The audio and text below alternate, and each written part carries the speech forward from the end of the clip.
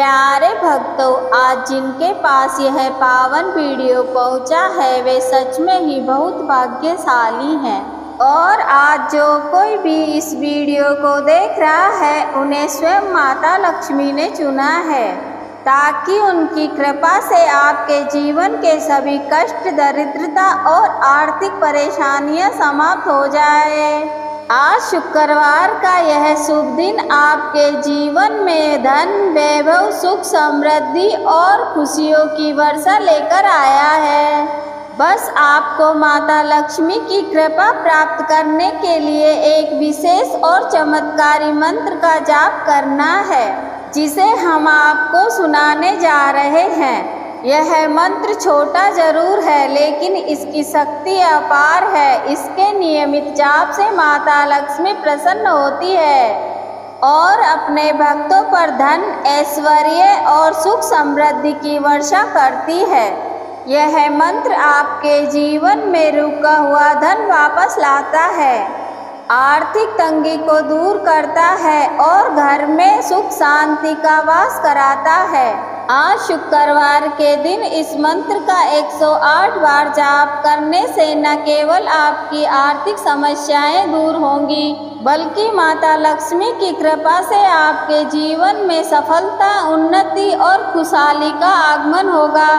यदि आपके जीवन में कोई भी आर्थिक बाधा है, कर्ज की समस्या है या धन रुकावट है तो यह चमत्कारी मंत्र उन्हें शीघ्र ही समाप्त कर देगा। यह मंत्र आपके घर को धन धान्य से भर देगा, आपके व्यापार, नौकरी और जीवन में आ रही रुकावटों को दूर करेगा और हर दिशा में लाभ के द्वार खोलेगा। तो भक्तों, आपको आज इस पवित्र मंत्र का 108 बार माता लक्ष्मी के सामने जाप करना है। और यदि किसी कारणवश आप जाप नहीं कर सकते तो इस मंत्र को अपने मोबाइल फोन पर 108 बार अवश्य सुनें। इस मंत्र को पूरा सुनने पर ही आपको इसका पुण्य लाभ मिलेगा। तो चलिए कमेंट में जय माँ लक्ष्मी लिखें और इस चमत्कारी मंत्र का जाप शुरू करें। ओम श्रीं ह्रीं क्लीं श्री सिद्धिलक्ष्मी नमः। ओम श्रीं ह्रीं क्लीं श्री सिद्धिलक्ष्मी नमः। ओम श्रीं ह्रीं क्लीं श्री सिद्धिलक्ष्मी नमः। ओम श्रीं ह्रीं क्लीं श्री सिद्धिलक्ष्मी नमः। ओम श्रीं ह्रीं क्लीं श्री सिद्धिलक्ष्मी नमः।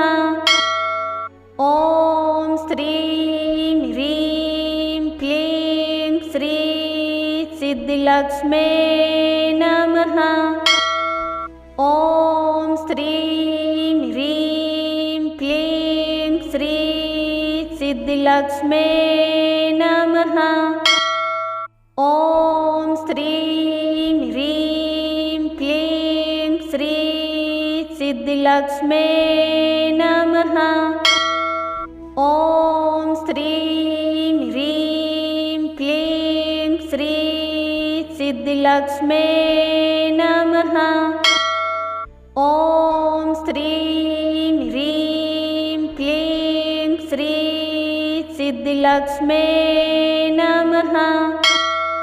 ओम श्रीं ह्रीं क्लीं श्री सिद्धिलक्ष्मी नमः। ओम श्रीं ह्रीं क्लीं श्री सिद्धिलक्ष्मी नमः। ओम श्रीं ह्रीं क्लीं श्री सिद्धिलक्ष्मी नमः। ओम श्रीं ह्रीं क्लीं श्री सिद्धिलक्ष्मी नमः। ओम श्रीं ह्रीं सिद्धिलक्ष्म्यै नमः। ॐ श्रीं ह्रीं क्लीं श्री सिद्धिलक्ष्म्यै नमः। ॐ श्रीं ह्रीं क्लीं श्री सिद्धिलक्ष्म्यै नमः। ॐ श्रीं ह्रीं क्लीं श्री सिद्धिलक्ष्म्यै नमः। ॐ श्रीं ह्रीं क्लीं श्री सिद्धिलक्ष्म्यै नमः। ॐ श्रीं ह्रीं क्लीं श्री सिद्धिलक्ष्म्यै नमः। ॐ श्रीं ह्रीं क्लीं श्री सिद्धिलक्ष्म्यै नमः। ॐ श्रीं ह्रीं क्लीं श्री सिद्धिलक्ष्म्यै नमः। ॐ श्रीं ह्रीं क्लीं श्री सिद्धिलक्ष्म्यै नमः। ॐ श्रीं ह्रीं क्लीं श्री सिद्धिलक्ष्म्यै नमः। ॐ श्रीं ह्रीं क्लीं श्री सिद्धिलक्ष्म्यै नमः। ॐ श्रीं ह्रीं क्लीं श्री सिद्धिलक्ष्म्यै नमः। ॐ श्रीं ह्रीं क्लीं श्री सिद्धिलक्ष्म्यै नमः। ॐ श्रीं ह्रीं क्लीं श्री सिद्धिलक्ष्म्यै नमः। ॐ श्रीं ह्रीं क्लीं श्री सिद्धिलक्ष्म्यै नमः। ॐ श्रीं ह्रीं क्लीं श्री सिद्धिलक्ष्म्यै नमः। ॐ श्रीं ह्रीं क्लीं श्री सिद्धिलक्ष्म्यै नमः। ॐ श्रीं ह्रीं क्लीं श्री सिद्धिलक्ष्म्यै नमः। ॐ श्रीं ह्रीं क्लीं श्री सिद्धिलक्ष्म्यै नमः। ॐ श्रीं ह्रीं क्लीं श्री सिद्धिलक्ष्म्यै नमः। ॐ श्रीं ह्रीं क्लीं श्री सिद्धिलक्ष्म्यै नमः। ॐ श्रीं ह्रीं क्लीं श्री सिद्धिलक्ष्म्यै नमः। ॐ श्रीं ह्रीं क्लीं श्री सिद्धिलक्ष्म्यै नमः। ॐ श्रीं ह्रीं क्लीं श्री सिद्धिलक्ष्म्यै नमः। ॐ श्रीं ह्रीं क्लीं श्री सिद्धिलक्ष्म्यै नमः। ॐ श्रीं ह्रीं क्लीं श्री सिद्धिलक्ष्म्यै नमः। ॐ श्रीं ह्रीं क्लीं श्री सिद्धिलक्ष्म्यै नमः। ॐ श्रीं ह्रीं क्लीं श्री सिद्धिलक्ष्म्यै नमः। ॐ श्रीं ह्रीं क्लीं श्री सिद्धिलक्ष्म्यै नमः। ॐ श्रीं ह्रीं क्लीं श्री सिद्धिलक्ष्म्यै नमः। ॐ श्रीं ह्रीं क्लीं श्री सिद्धिलक्ष्म्यै नमः। ॐ श्रीं ह्रीं क्लीं श्री सिद्धिलक्ष्म्यै नमः। ॐ श्रीं ह्रीं क्लीं श्री सिद्धिलक्ष्म्यै नमः। ॐ श्रीं ह्रीं क्लीं श्री सिद्धिलक्ष्म्यै नमः। ॐ श्रीं ह्रीं क्लीं श्री सिद्धिलक्ष्म्यै नमः। ॐ श्रीं ह्रीं क्लीं श्री सिद्धिलक्ष्म्यै नमः। ॐ श्रीं ह्रीं क्लीं श्री सिद्धिलक्ष्म्यै नमः। ॐ श्रीं ह्रीं क्लीं श्री सिद्धिलक्ष्म्यै नमः।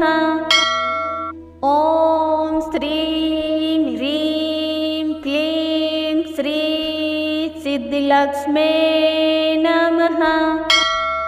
ॐ श्रीं ह्रीं क्लीं श्री सिद्धिलक्ष्म्यै नमः।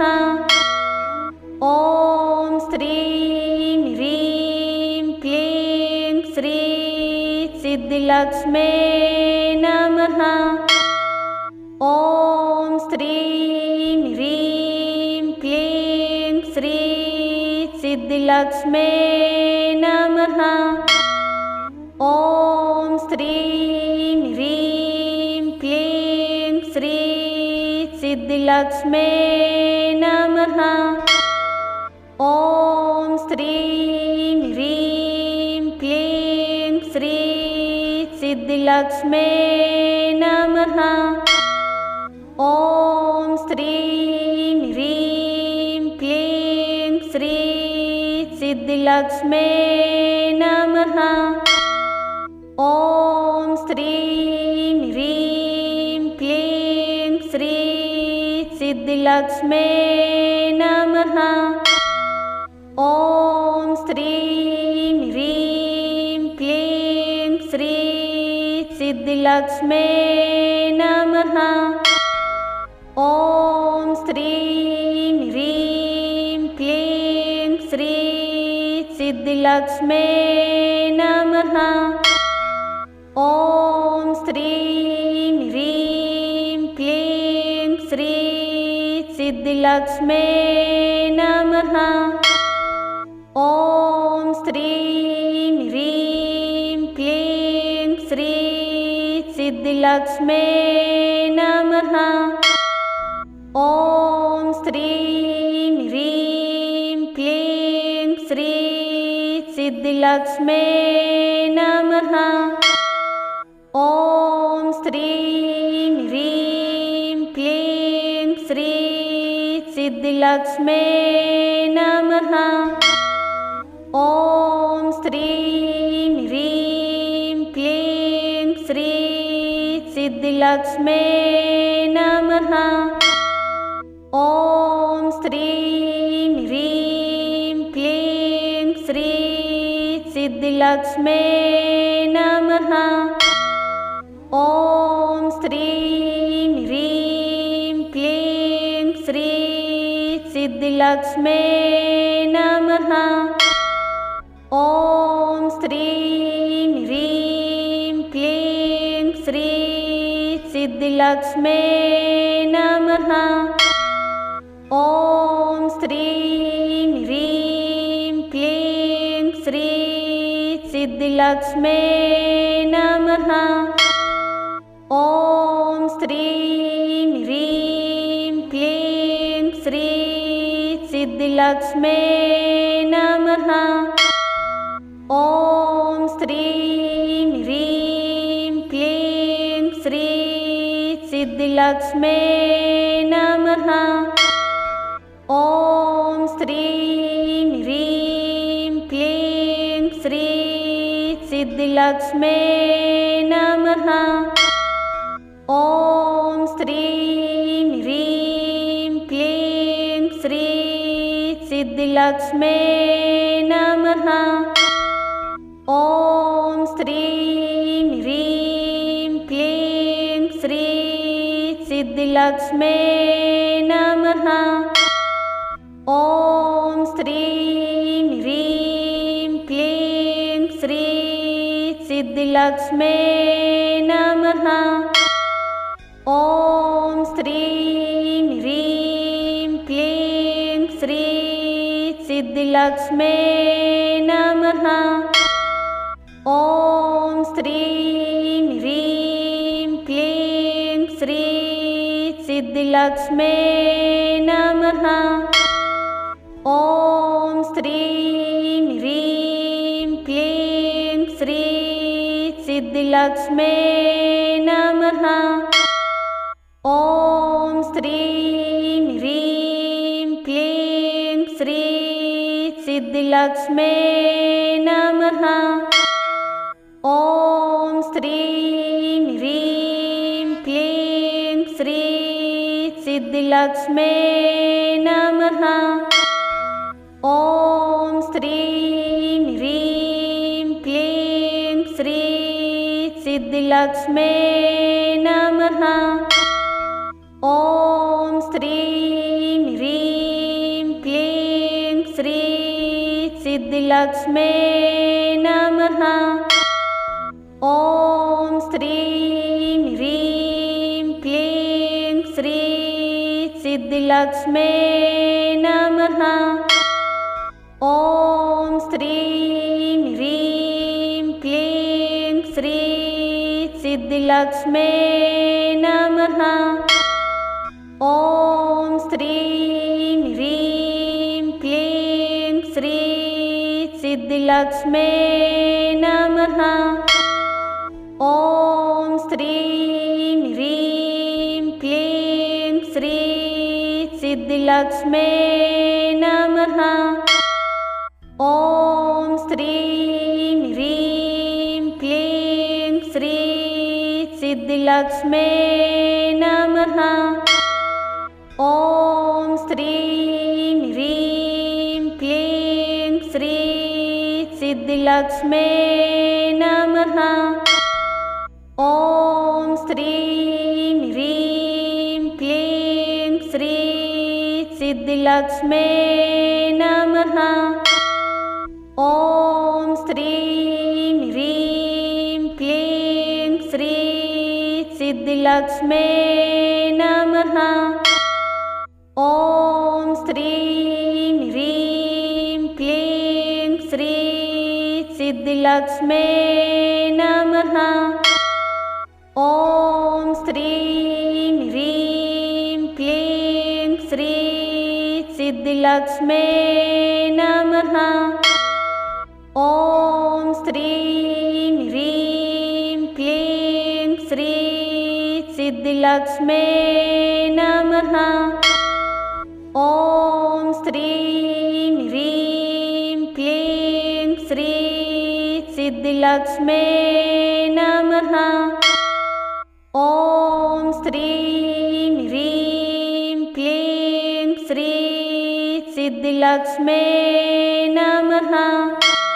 ॐ श्रीं ह्रीं क्लीं श्री सिद्धिलक्ष्म्यै नमः। ॐ श्रीं ह्रीं क्लीं श्री सिद्धिलक्ष्म्यै नमः। ॐ श्रीं ह्रीं क्लीं श्री सिद्धिलक्ष्म्यै नमः। ॐ श्रीं ह्रीं क्लीं श्री सिद्धिलक्ष्म्यै नमः। ॐ श्रीं ह्रीं क्लीं श्री सिद्धिलक्ष्म्यै नमः। ॐ श्रीं ह्रीं क्लीं श्री सिद्धिलक्ष्म्यै नमः। ॐ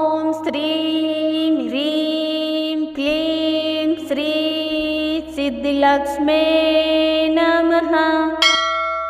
ॐ श्रीं ह्रीं क्लीं श्री सिद्धिलक्ष्म्यै नमः। ॐ श्रीं ह्रीं क्लीं श्री सिद्धिलक्ष्म्यै नमः। ॐ श्रीं ह्रीं क्लीं श्री सिद्धिलक्ष्म्यै नमः। ॐ श्रीं ह्रीं क्लीं श्री सिद्धिलक्ष्म्यै नमः। ॐ श्रीं ह्रीं क्लीं श्री सिद्धिलक्ष्म्यै नमः। ॐ श्रीं ह्रीं क्लीं श्री सिद्धिलक्ष्म्यै नमः। ॐ श्रीं ह्रीं क्लीं श्री सिद्धिलक्ष्म्यै नमः। ॐ श्रीं ह्रीं क्लीं श्री सिद्धिलक्ष्म्यै नमः। ॐ श्रीं ह्रीं क्लीं श्री सिद्धिलक्ष्म्यै नमः। ॐ श्रीं ह्रीं क्लीं श्री सिद्धिलक्ष्म्यै नमः। ॐ श्रीं ह्रीं क्लीं श्री सिद्धिलक्ष्म्यै नमः। ॐ श्रीं ह्रीं क्लीं श्री सिद्धिलक्ष्म्यै नमः। ॐ श्रीं ह्रीं क्लीं श्री सिद्धिलक्ष्म्यै नमः। ॐ श्रीं ह्रीं क्लीं श्री सिद्धिलक्ष्म्यै नमः। ॐ श्रीं ह्रीं क्लीं श्री सिद्धिलक्ष्म्यै नमः। ॐ श्रीं ह्रीं क्लीं श्री सिद्धिलक्ष्म्यै नमः। ॐ श्रीं ह्रीं क्लीं श्री सिद्धिलक्ष्म्यै नमः। ॐ श्रीं ह्रीं क्लीं श्री सिद्धिलक्ष्म्यै नमः। ॐ श्रीं ह्रीं क्लीं श्री सिद्धिलक्ष्म्यै नमः। ॐ श्रीं ह्रीं क्लीं श्री सिद्धिलक्ष्म्यै नमः। ॐ श्रीं ह्रीं क्लीं श्री सिद्धिलक्ष्म्यै नमः। ॐ श्रीं ह्रीं क्लीं श्री सिद्धिलक्ष्म्यै नमः। ॐ श्रीं ह्रीं क्लीं श्री सिद्धिलक्ष्म्यै नमः। ॐ श्रीं ह्रीं क्लीं श्री सिद्धिलक्ष्म्यै नमः। ॐ श्रीं ह्रीं क्लीं श्री सिद्धिलक्ष्म्यै नमः। ॐ श्रीं ह्रीं क्लीं श्री सिद्धिलक्ष्म्यै नमः। ॐ श्रीं ह्रीं क्लीं श्री सिद्धिलक्ष्म्यै नमः। ॐ श्रीं ह्रीं क्लीं श्री सिद्धिलक्ष्म्यै नमः। ॐ श्रीं ह्रीं क्लीं श्री सिद्धिलक्ष्म्यै नमः। ॐ श्रीं ह्रीं क्लीं श्री सिद्धिलक्ष्म्यै नमः। ॐ श्रीं ह्रीं क्लीं श्री सिद्धिलक्ष्म्यै नमः। ॐ श्रीं ह्रीं क्लीं श्री सिद्धिलक्ष्म्यै नमः। ॐ श्रीं ह्रीं क्लीं श्री सिद्धिलक्ष्म्यै नमः। ॐ श्रीं ह्रीं क्लीं श्री सिद्धिलक्ष्म्यै नमः। ॐ श्रीं ह्रीं क्लीं श्री सिद्धिलक्ष्म्यै नमः। ॐ श्रीं ह्रीं क्लीं श्री सिद्धिलक्ष्म्यै नमः। ॐ श्रीं ह्रीं क्लीं श्री सिद्धिलक्ष्म्यै नमः। ॐ श्रीं ह्रीं क्लीं श्री सिद्धिलक्ष्म्यै नमः। ॐ श्रीं ह्रीं क्लीं श्री सिद्धिलक्ष्म्यै नमः। ॐ श्रीं ह्रीं क्लीं श्री सिद्धिलक्ष्म्यै नमः। ॐ श्रीं ह्रीं क्लीं श्री सिद्धिलक्ष्म्यै नमः। ॐ श्रीं ह्रीं क्लीं श्री सिद्धिलक्ष्म्यै नमः। ॐ श्रीं ह्रीं क्लीं श्री सिद्धिलक्ष्म्यै नमः। ॐ श्रीं ह्रीं क्लीं श्री सिद्धिलक्ष्म्यै नमः। ॐ श्रीं ह्रीं क्लीं श्री सिद्धिलक्ष्म्यै नमः। ॐ श्रीं ह्रीं क्लीं श्री सिद्धिलक्ष्म्यै नमः। ॐ श्रीं ह्रीं क्लीं श्री सिद्धिलक्ष्म्यै नमः।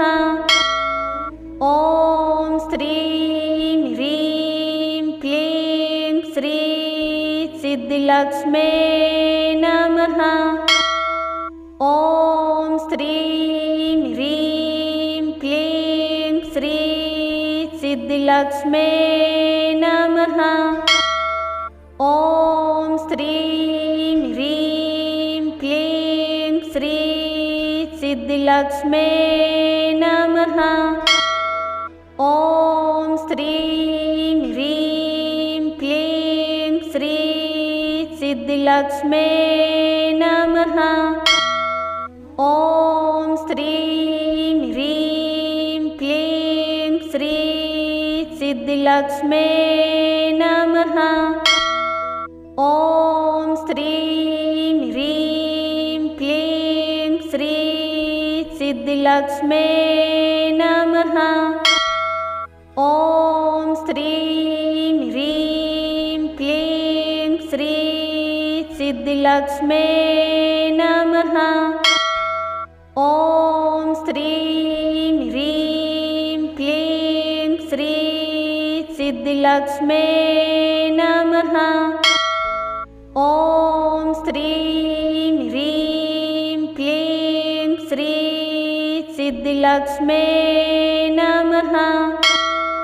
ॐ श्रीं ह्रीं क्लीं श्री सिद्धिलक्ष्म्यै नमः। ॐ श्रीं ह्रीं क्लीं श्री सिद्धिलक्ष्म्यै नमः। ॐ श्रीं ह्रीं क्लीं श्री सिद्धिलक्ष्म्यै नमः। ॐ श्रीं ह्रीं क्लीं श्री सिद्धिलक्ष्म्यै नमः। ॐ श्रीं ह्रीं क्लीं श्री सिद्धिलक्ष्म्यै नमः। ॐ श्रीं ह्रीं क्लीं श्री सिद्धिलक्ष्म्यै नमः। ॐ श्रीं ह्रीं क्लीं श्री सिद्धिलक्ष्म्यै नमः। ॐ श्रीं ह्रीं क्लीं श्री सिद्धिलक्ष्म्यै नमः। ॐ श्रीं ह्रीं क्लीं श्री सिद्धिलक्ष्म्यै नमः। ॐ श्रीं ह्रीं क्लीं श्री सिद्धिलक्ष्म्यै नमः। ॐ श्रीं ह्रीं क्लीं श्री सिद्धिलक्ष्म्यै नमः। ॐ श्रीं ह्रीं क्लीं श्री सिद्धिलक्ष्म्यै नमः। ॐ श्रीं ह्रीं क्लीं श्री सिद्धिलक्ष्म्यै नमः। ॐ श्रीं ह्रीं क्लीं श्री सिद्धिलक्ष्म्यै नमः।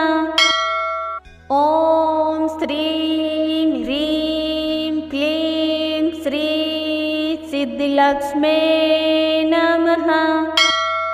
ॐ श्रीं ह्रीं क्लीं श्री सिद्धिलक्ष्म्यै नमः।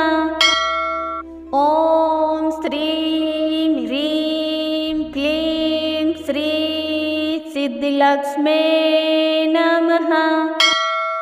ॐ श्रीं ह्रीं क्लीं श्री सिद्धिलक्ष्म्यै नमः। ॐ श्रीं ह्रीं क्लीं श्री सिद्धिलक्ष्म्यै नमः। ॐ श्रीं ह्रीं क्लीं श्री सिद्धिलक्ष्म्यै नमः। ॐ श्रीं ह्रीं क्लीं श्री सिद्धिलक्ष्म्यै नमः। ॐ श्रीं ह्रीं क्लीं श्री सिद्धिलक्ष्म्यै नमः। ॐ श्रीं ह्रीं क्लीं श्री सिद्धिलक्ष्म्यै नमः। ॐ श्रीं ह्रीं क्लीं श्री सिद्धिलक्ष्म्यै नमः। ॐ श्रीं ह्रीं क्लीं श्री सिद्धिलक्ष्म्यै नमः। ॐ श्रीं ह्रीं क्लीं श्री सिद्धिलक्ष्म्यै नमः। ॐ श्रीं ह्रीं क्लीं श्री सिद्धिलक्ष्म्यै नमः। ॐ श्रीं ह्रीं क्लीं श्री सिद्धिलक्ष्म्यै नमः। ॐ श्रीं ह्रीं क्लीं श्री सिद्धिलक्ष्म्यै नमः। ॐ श्रीं ह्रीं क्लीं श्री सिद्धिलक्ष्म्यै नमः। ॐ श्रीं ह्रीं क्लीं श्री सिद्धिलक्ष्म्यै नमः। ॐ श्रीं ह्रीं क्लीं श्री सिद्धिलक्ष्म्यै नमः।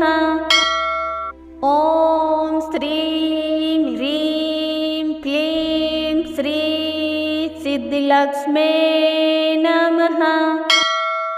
ॐ श्रीं ह्रीं क्लीं श्री सिद्धिलक्ष्म्यै नमः।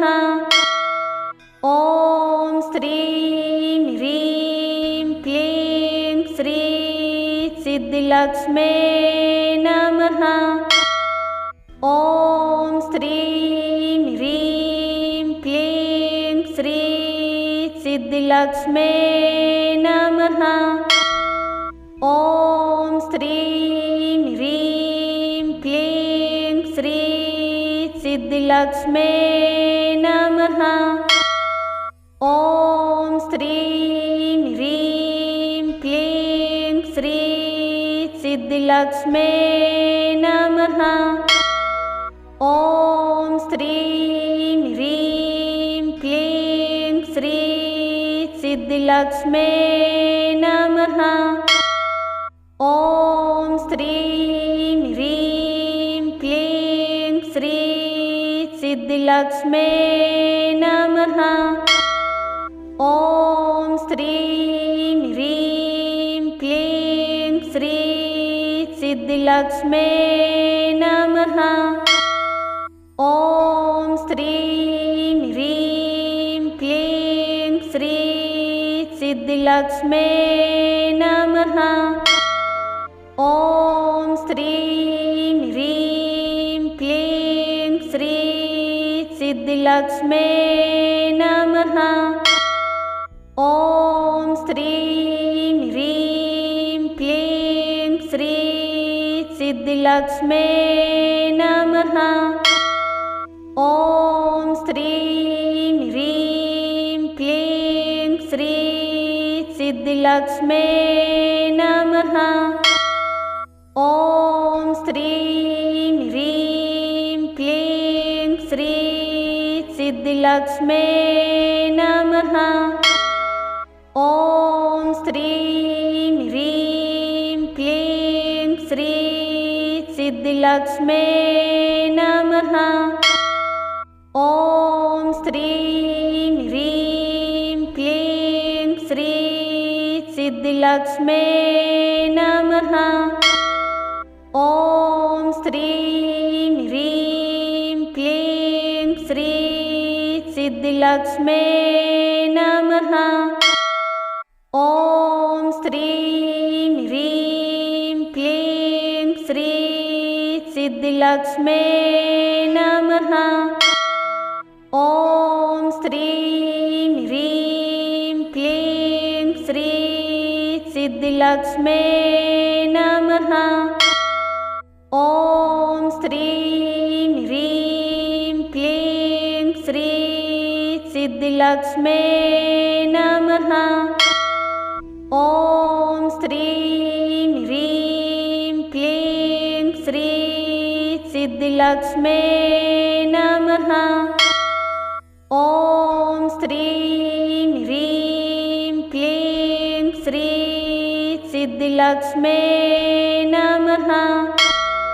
ॐ श्रीं ह्रीं क्लीं श्री सिद्धिलक्ष्म्यै नमः।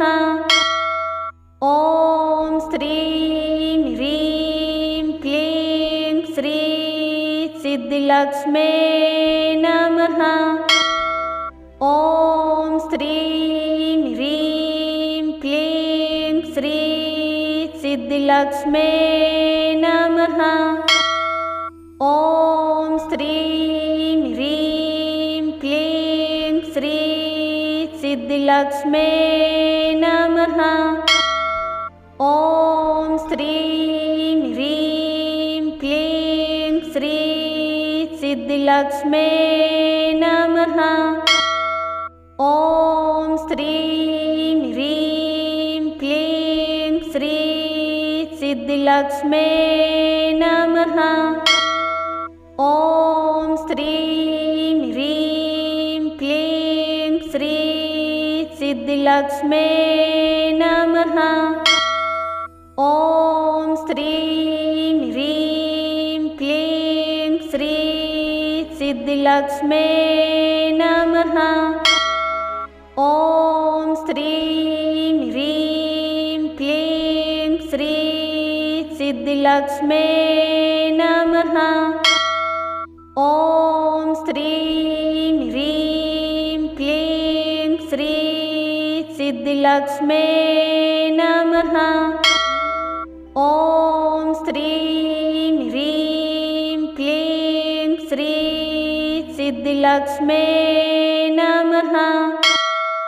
ॐ श्रीं ह्रीं क्लीं श्री सिद्धिलक्ष्म्यै नमः। ॐ श्रीं ह्रीं क्लीं श्री सिद्धिलक्ष्म्यै नमः। ॐ श्रीं ह्रीं क्लीं श्री सिद्धिलक्ष्म्यै नमः। ॐ श्रीं ह्रीं क्लीं श्री सिद्धिलक्ष्म्यै नमः। ॐ श्रीं ह्रीं क्लीं श्री सिद्धिलक्ष्म्यै नमः। ॐ श्रीं ह्रीं क्लीं श्री सिद्धिलक्ष्म्यै नमः। ॐ श्रीं ह्रीं क्लीं श्री सिद्धिलक्ष्म्यै नमः। ॐ श्रीं ह्रीं क्लीं श्री सिद्धिलक्ष्म्यै नमः। ॐ श्रीं ह्रीं क्लीं श्री सिद्धिलक्ष्म्यै नमः। ॐ श्रीं ह्रीं क्लीं श्री सिद्धिलक्ष्म्यै नमः। ॐ श्रीं ह्रीं क्लीं श्री सिद्धिलक्ष्म्यै नमः। ॐ श्रीं ह्रीं क्लीं श्री सिद्धिलक्ष्म्यै नमः। ॐ श्रीं ह्रीं क्लीं श्री सिद्धिलक्ष्म्यै नमः। ॐ श्रीं ह्रीं क्लीं श्री सिद्धिलक्ष्म्यै नमः। ॐ श्रीं ह्रीं क्लीं श्री सिद्धिलक्ष्म्यै नमः। ॐ श्रीं ह्रीं क्लीं श्री सिद्धिलक्ष्म्यै नमः। ॐ श्रीं ह्रीं क्लीं श्री सिद्धिलक्ष्म्यै नमः। ॐ श्रीं ह्रीं क्लीं श्री सिद्धिलक्ष्म्यै नमः। ॐ श्रीं ह्रीं क्लीं श्री सिद्धिलक्ष्म्यै नमः। ॐ श्रीं ह्रीं क्लीं श्री सिद्धिलक्ष्म्यै नमः। ॐ श्रीं ह्रीं क्लीं श्री सिद्धिलक्ष्म्यै नमः। ॐ श्रीं ह्रीं क्लीं श्री सिद्धिलक्ष्म्यै नमः। ॐ श्रीं ह्रीं क्लीं श्री सिद्धिलक्ष्म्यै नमः। ॐ श्रीं ह्रीं क्लीं श्री सिद्धिलक्ष्म्यै नमः। ॐ श्रीं ह्रीं क्लीं श्री सिद्धिलक्ष्म्यै नमः। ॐ श्रीं ह्रीं क्लीं श्री सिद्धिलक्ष्म्यै नमः। ॐ श्रीं ह्रीं क्लीं श्री सिद्धिलक्ष्म्यै नमः। ॐ श्रीं ह्रीं क्लीं श्री सिद्धिलक्ष्म्यै नमः। ॐ श्रीं ह्रीं क्लीं श्री सिद्धिलक्ष्म्यै नमः। ॐ श्रीं ह्रीं क्लीं श्री सिद्धिलक्ष्म्यै नमः। ॐ श्रीं ह्रीं क्लीं श्री सिद्धिलक्ष्म्यै नमः। ॐ श्रीं ह्रीं क्लीं श्री सिद्धिलक्ष्म्यै नमः। ॐ श्रीं ह्रीं क्लीं श्री सिद्धिलक्ष्म्यै नमः। ॐ श्रीं ह्रीं क्लीं श्री सिद्धिलक्ष्म्यै नमः। ॐ श्रीं ह्रीं क्लीं श्री सिद्धिलक्ष्म्यै नमः। ॐ श्रीं ह्रीं क्लीं श्री सिद्धिलक्ष्म्यै नमः। ॐ श्रीं ह्रीं क्लीं श्री सिद्धिलक्ष्म्यै नमः। ॐ श्रीं ह्रीं क्लीं श्री सिद्धिलक्ष्म्यै नमः। ॐ श्रीं ह्रीं क्लीं श्री सिद्धिलक्ष्म्यै नमः। ॐ श्रीं ह्रीं क्लीं श्री सिद्धिलक्ष्म्यै नमः। ॐ श्रीं ह्रीं क्लीं श्री सिद्धिलक्ष्म्यै नमः। ॐ श्रीं ह्रीं क्लीं श्री सिद्धिलक्ष्म्यै नमः। ॐ श्रीं ह्रीं क्लीं श्री सिद्धिलक्ष्म्यै नमः। ॐ श्रीं ह्रीं क्लीं श्री सिद्धिलक्ष्म्यै नमः। ॐ श्रीं ह्रीं क्लीं श्री सिद्धिलक्ष्म्यै नमः। ॐ श्रीं ह्रीं क्लीं श्री सिद्धिलक्ष्म्यै नमः। ॐ श्रीं ह्रीं क्लीं श्री सिद्धिलक्ष्म्यै नमः। ॐ श्रीं ह्रीं क्लीं श्री सिद्धिलक्ष्म्यै नमः। ॐ श्रीं ह्रीं क्लीं श्री सिद्धिलक्ष्म्यै नमः। ॐ श्रीं ह्रीं क्लीं श्री सिद्धिलक्ष्म्यै नमः। ॐ श्रीं ह्रीं क्लीं श्री सिद्धिलक्ष्म्यै नमः। ॐ श्रीं ह्रीं क्लीं श्री सिद्धिलक्ष्म्यै नमः। ॐ श्रीं ह्रीं क्लीं श्री सिद्धिलक्ष्म्यै नमः। ॐ श्रीं ह्रीं क्लीं श्री सिद्धिलक्ष्म्यै नमः। ॐ श्रीं ह्रीं क्लीं श्री सिद्धिलक्ष्म्यै नमः। ॐ श्रीं ह्रीं क्लीं सिद्धिलक्ष्म्यै नमः।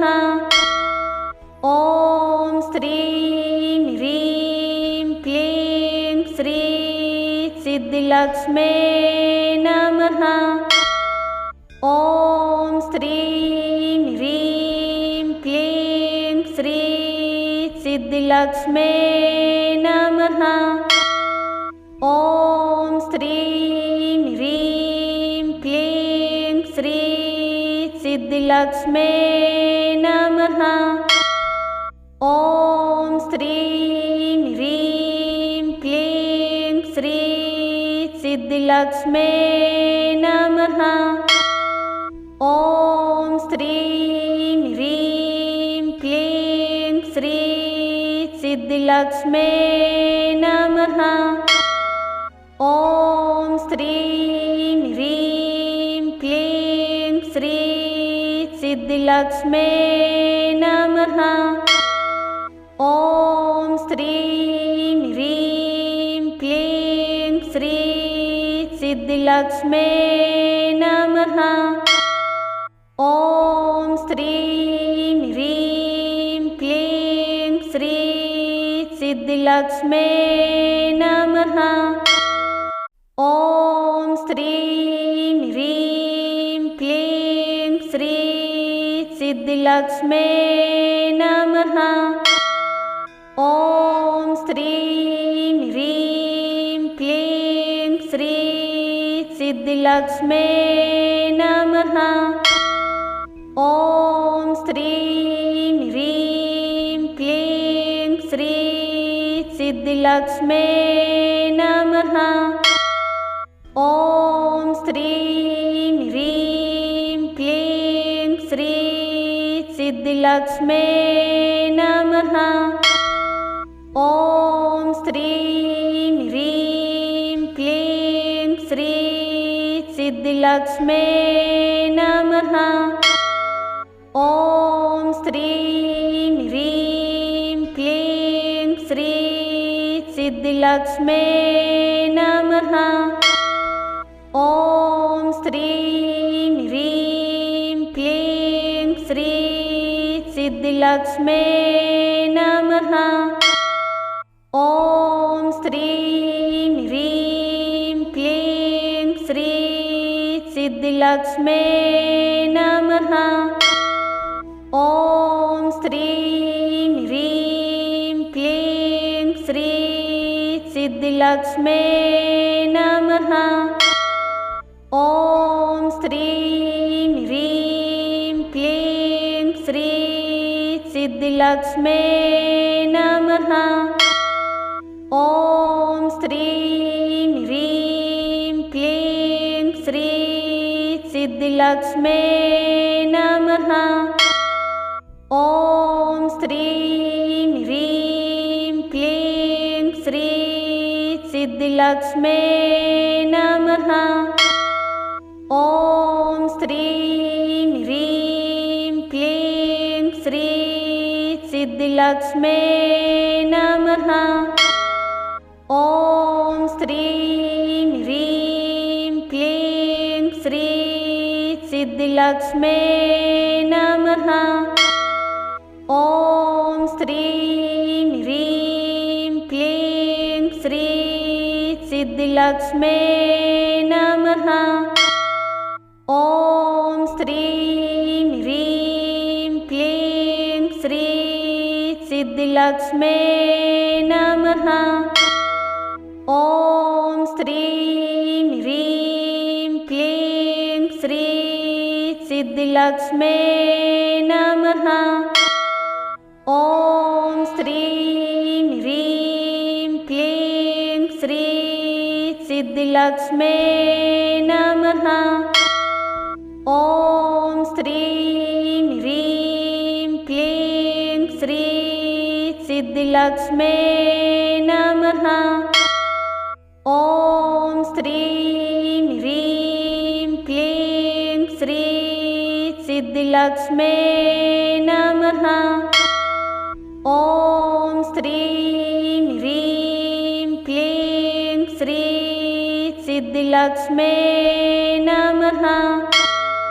ॐ श्रीं ह्रीं क्लीं श्री सिद्धिलक्ष्मे नमः। ॐ श्रीं ह्रीं क्लीं श्री सिद्धिलक्ष्मे नमः। ॐ श्रीं ह्रीं क्लीं श्री सिद्धिलक्ष्मे नमः। ॐ श्रीं ह्रीं क्लीं श्री सिद्धिलक्ष्मे नमः। ॐ श्रीं ह्रीं क्लीं श्री सिद्धिलक्ष्मे नमः। ॐ श्रीं ह्रीं क्लीं श्री सिद्धिलक्ष्मे नमः। ॐ श्रीं ह्रीं क्लीं श्री सिद्धिलक्ष्मे नमः। ॐ श्रीं ह्रीं क्लीं श्री सिद्धिलक्ष्मे नमः। ॐ श्रीं ह्रीं क्लीं श्री सिद्धिलक्ष्मे नमः। ॐ श्रीं ह्रीं क्लीं श्री सिद्धिलक्ष्मे नमः। ॐ श्रीं ह्रीं क्लीं श्री सिद्धिलक्ष्मे नमः। ॐ श्रीं ह्रीं क्लीं श्री सिद्धिलक्ष्मे नमः। ॐ श्रीं ह्रीं क्लीं श्री सिद्धिलक्ष्मे नमः। ॐ श्रीं ह्रीं क्लीं श्री सिद्धिलक्ष्मे नमः। ॐ श्रीं ह्रीं क्लीं श्री सिद्धिलक्ष्मे नमः। ॐ श्रीं ह्रीं क्लीं श्री सिद्धिलक्ष्मे नमः। ॐ श्रीं ह्रीं क्लीं श्री सिद्धिलक्ष्मे नमः। ॐ श्रीं ह्रीं क्लीं श्री सिद्धिलक्ष्मे नमः। ॐ श्रीं ह्रीं क्लीं श्री सिद्धिलक्ष्मे नमः। ॐ श्रीं ह्रीं क्लीं श्री सिद्धिलक्ष्मे नमः।